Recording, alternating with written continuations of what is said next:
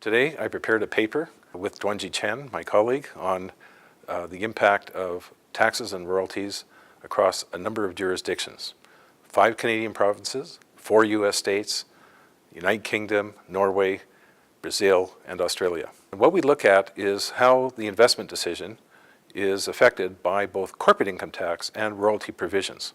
And these results depend on a kind of a unique model that examines what I call the time to build reserves and then the extraction of them.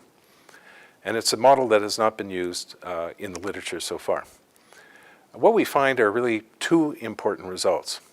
First of all, in a number of jurisdictions, particularly Alberta, Saskatchewan, and British Columbia, as well as in some other countries, the oil investments are actually more subject to fiscal burdens, both tax and royalty burdens, than other industries in those countries.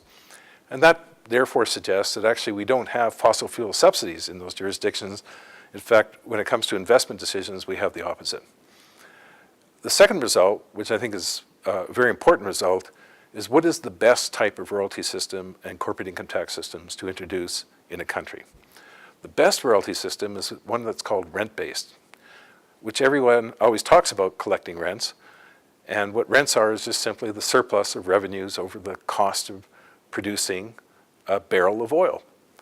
And the best type of royalty system is one that puts a tax effectively on that surplus. And that's what a rent-based system is. It's used with the oil sands, which has a very good base in the way it's done, but it's also used now in a number of countries.